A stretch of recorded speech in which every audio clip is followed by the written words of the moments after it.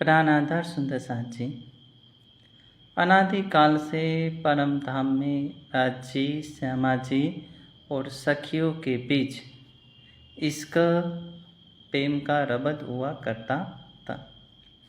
सखियाँ कहती थी कि हमारा प्रेम ज़्यादा है। श्यामा जी कहती थी कि राज्य से मैं प्रेम करती हूँ, आप सभी सखियों से प्रेम करती हूँ, इसलिए मेरा प्रेम ज़्यादा है। परम धाम वाहिदत की भूमि है, इश्क की भूमि है। वहाँ इश्क के बारे में पता नहीं कर सकते कि किसका इश्क ज़्यादा है, किसका कम है। इसलिए ब्रह्मवाणी में खिलवत ग्रंथ में कहा, कहे लदोनी भौम तले की हक बैठे खेलावत, तैसा ईत होता गया जैसा हजूर हुक्म करत। कहे लदुनी भौम तले की, तो तारतम वाणी ये कह रही है कि प्रथम भूमिका रंग महल की प्रथम भूमि में मूल मिलाओं में सभी सखियों को राज्य बिठाकर माया का खेल दिखा रहे। तैसा इत होता गया जैसा हजूर हुक्म करत, जैसा राज्य हुक्म आदेश करते हैं उसके अनुसार ही सब घटित होने लगा। राज्य के दिल में माया का चित्र चल रहा है। राज्य अपने दिल में जो भी भाव लेते हैं वो पर आत्म वहीं बैठे बैठे देखती है और आत्मा इस संसार में दृष्टा भाव से जीव की लीला को देखकर यही मानती है कि मैं ही कर रही हूँ। लेकिन ये सारी बातें कहाँ से आती है? राज्य के दिल से। सखियों ने राज्य से मांगा था कि हमें माया का खेल देखना है, इसलिए राज्य उनको दिखा रहे हैं और अपने इश्क की पहचान करा रहे हैं। अब इस बात को समझना है तो कैसे समझे? वाणी में मार्कंडे ऋषि का दृष्टांत आता है कि मार्कंडे ऋषि ने नारायण से माया की इच्छा की कि आपकी जो माया है बहुत शक्तिशाली है, मुझे आपकी माया दिखाइए। ऐसे ही राज्य से सखियों ने भी बोला कि ये माया क्या है, तो हमें माया दिखाइए, हमारा प्रेम ज़्यादा है। ऐसे ही उपनिषद में नारद जी ने भगवान श्री कृष्ण से कहा कि आपकी जो माया है वो मुझे देखनी। तो उपनिषद का ये जो प्रसंग है बहुत ही रोचक है, बहुत ही आनंददायक है, जो हमें माया की पहचान कराता है कि ये माया कैसी है।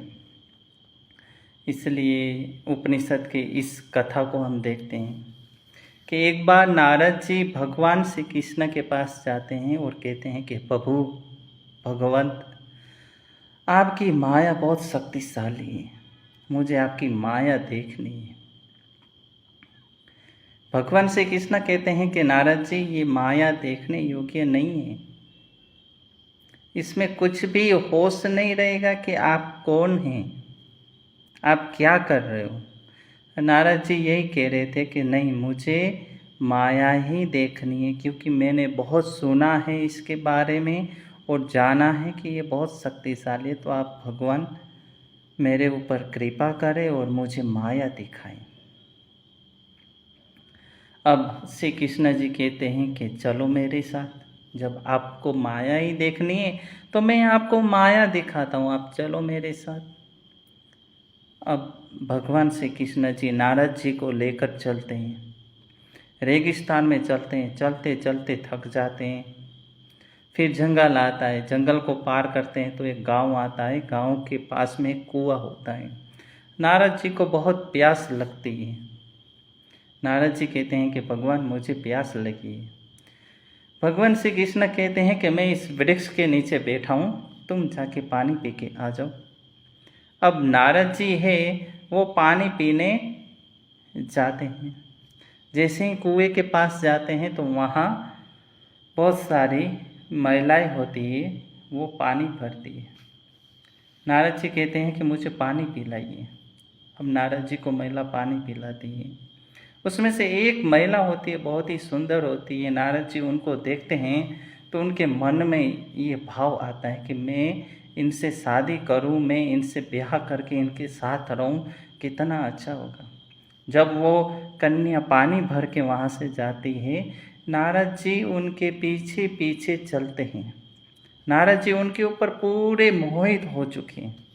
नारद जी को और कुछ नज़र नहीं आता, बस वही कन्या का रूप उसको मोहित कर रहा है, और उसी मोह में उनके पीछे पीछे उनके घर जाते हैं। अब वो जो कन्या थी वो तो राजा की पुत्री थी। जैसे ही उनका महल देखते हैं, नारद जी कहते हैं कि कोई बात नहीं, महाराज से मिलते हैं, महाराज से मिल के बात करते हैं। जैसे ही नारद जी अंदर महल में जाते हैं तो सभी उनका सत्कार करते हैं, बुलाते हैं, सम्मान करते हैं। राजा कहते हैं कि हमारे अहोभाग्य है कि आप हमारे महल में आए, क्योंकि आपके बारे में बहुत सुना था। आप जैसा प्रकांड विद्वान यदि हमारे महल में आए तो हमारा महल तो पावन हो गया। आइए विराजिए।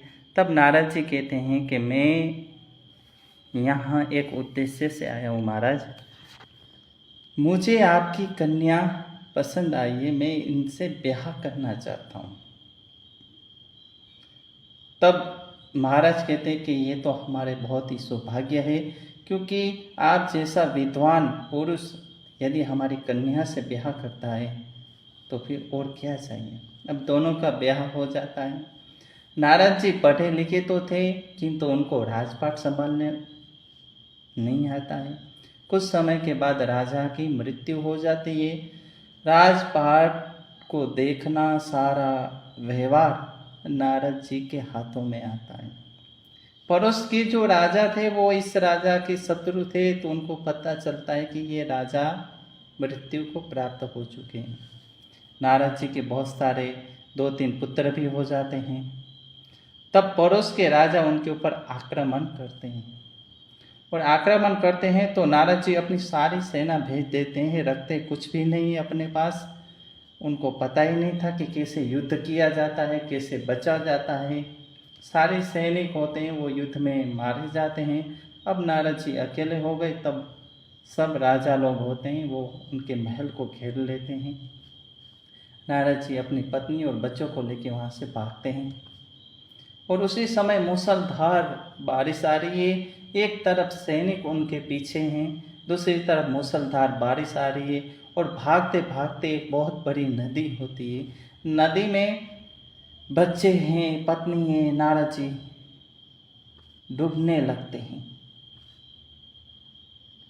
तो उसमें नारद जी के जो बेटे होते हैं उनके हाथ छूट जाते हैं, पत्नी का हाथ छूट जाता है।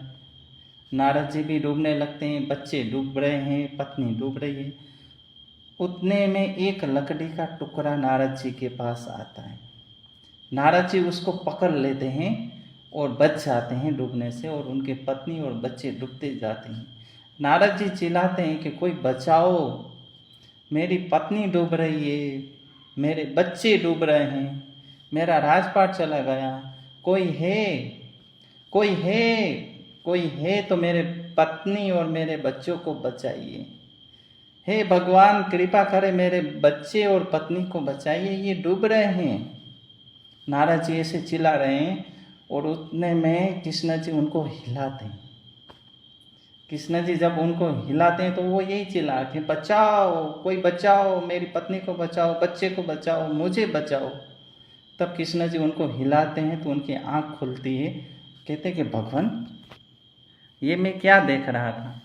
मैं देख रहा था कि मैं शादी कर ली है, मेरे बच्चे हैं, पत्नी है, पानी में डूब रहा हूँ, लेकिन मैं तो आपके पास इस पेड़ के नीचे बैठा हूँ, तो ये क्या था? तब श्री कृष्ण जी कहते हैं कि यही तो माया थी।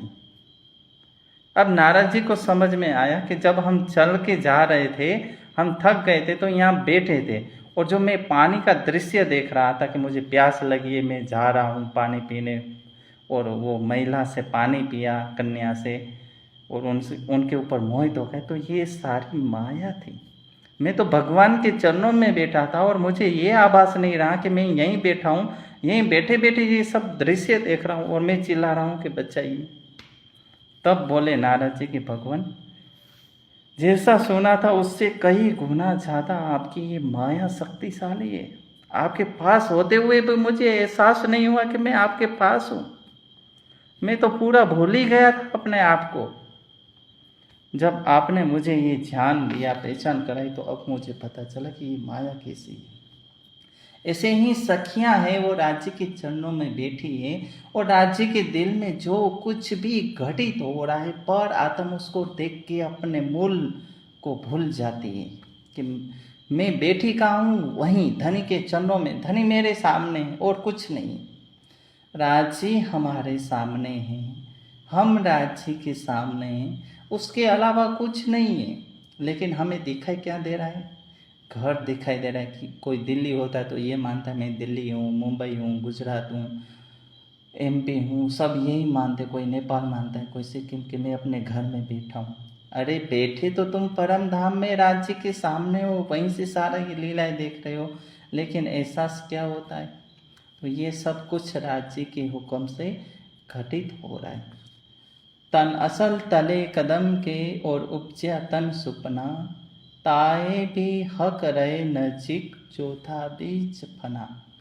तन असल तले कदम के और उपज्या तन सुपना। असल तन है वो तो राज्य के चरणों में, और उपज्या तन सुपना। लेकिन दूसरा तन उत्पन्न हुआ, पैदा हुआ, जो ये पंच भौतिक तन है, ये दूसरा शरीर हुआ जो 5 तत्वों का बना हुआ है।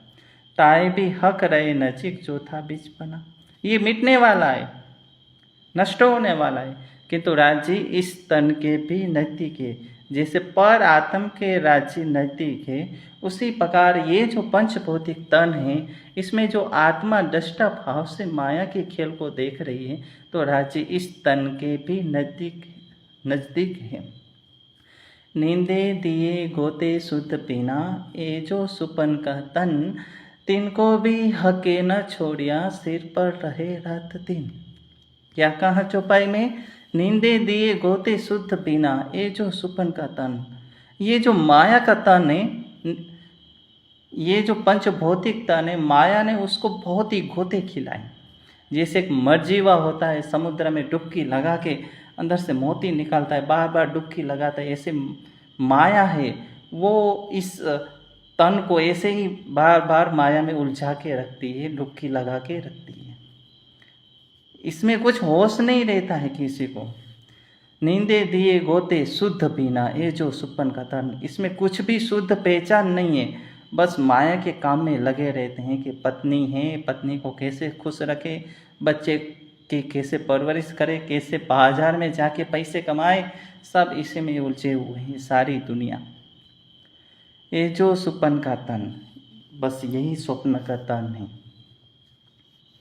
तीन को भी हके न छोड़िया, सिर पर रहे रात दिन। ये मिटने वाला तन नहीं, माया का है, किंतु राज्य ने इस तन को भी नहीं छोड़ा एक पल के लिए।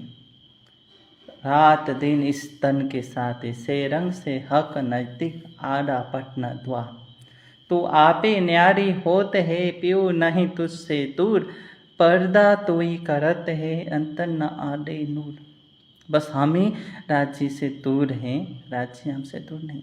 हम राज्य के चरणों में बैठकर माया देख रहे हैं, किंतु इस माया के खेल में आकर हमारी स्थिति मार्कंडे ऋषि जैसी हो गई, नारद जी जैसी स्थिति हो गई कि हमें ये एहसास नहीं है कि हमारे सामने कौन है, हम किनके पास बैठकर ये सब लीला देख रहे हैं, माया देख रहे हैं।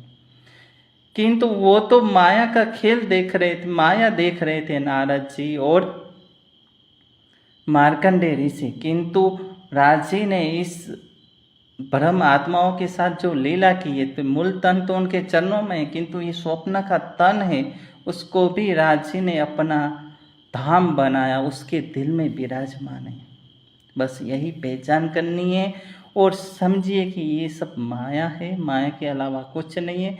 राज्य के चरणों में बैठकर हम ये माया देख रहे हैं, राज्य हमारे सामने है और कुछ नहीं है। और इस खेल में जो कुछ भी घटित हो रहा है वो सब राज्य के हुक्म से हो रहा है। और ये एक अवस्था है ये एक अवस्था है समर्पण प्रेम की गहन अवस्था, जिसमें हम यही मानते हैं कि हम कुछ नहीं कर रहे हैं, सब कुछ करने वाले राज्य। तो चौपाई यही कहती है कि कहे लदुनी भौम तले की हक बैठे खेलावत, तैसा इत होता गया जैसा हजूर हुक्म करत।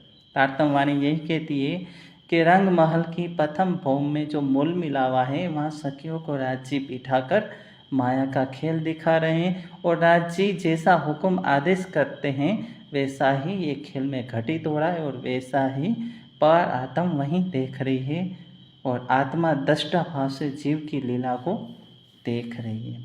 तो दो तन तले कदम के, दोनों तन ही राज्य के चरणों में है, राज्य की नज़र दोनों तन के ऊपर है। पर आत्म तो राज्य के सामने है ही, किंतु ये जो स्वप्न का तन है उनके ऊपर भी राज्य की नज़र है, राज्य उनके दिल में भी विराजमान है। इसलिए कहा कि ऊपर तले अरस न कया, अरस कया मोमिन करूँ, कि ब्रह्म आत्माओं का धाम हृदय ही धनी का धाम है, परम धाम है, और परम धाम में ही राज्य है।